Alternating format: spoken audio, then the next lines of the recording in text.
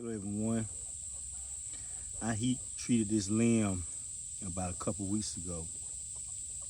During the tillering process, this limb right here was bending more than the opposite limb right here. It was bending a little bit more. You may not can tell by watching the video, but this limb is a little bit thinner than this limb right here. And so while I was tillering, I did notice that this thicker limb was bending more. And so from experience, even though this limb was bending a little bit more, I took a little bit more wood off of it. And it seemed like that it was gonna definitely be out of tiller. But what I noticed, when you heat treat these limbs, especially the thicker ones, when you heat treat them and put some reflex in it, the limb that was bending the most become the strongest limb. And the limb that was bending the less become weaker. And so through experience, I said, let me just make sure all my limbs are even thickness, regardless of how they bending before I heat treat. But anyway, it's out of tiller. So what I'm gonna do, I take sandpaper, and it can be a long process doing it like this, but I take sandpaper and I just constantly sand these limbs. Constantly sand them.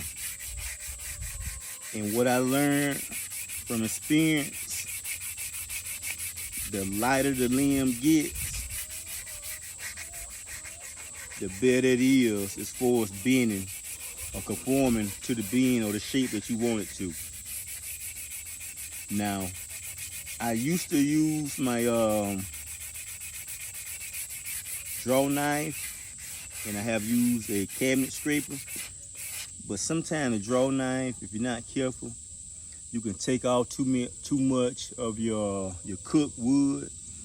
And once you do that, then it could lose poundage as a result, or start becoming an uneven tiller, or some of the limbs can become more uneven than the others.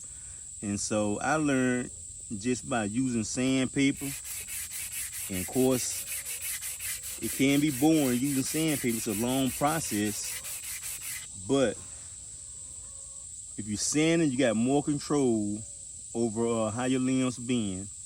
Then on top of that, each time I sand these limbs, I do a floor tiller. I work the limbs constantly.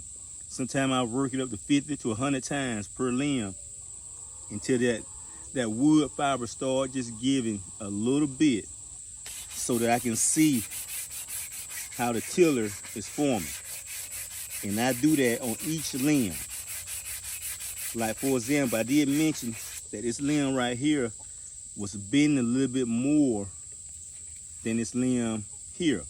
So sometimes I have to take off more or sand off more wood on this limb and sand off few wood on this limb. And when I do that, the tiller, it comes out in a more balanced form, something that I can be satisfied with. But anyway, that's just my take on my tillering process. It can be boring, definitely can be boring, because it takes a lot of time, but in the end, it can be the most important part of building a bow.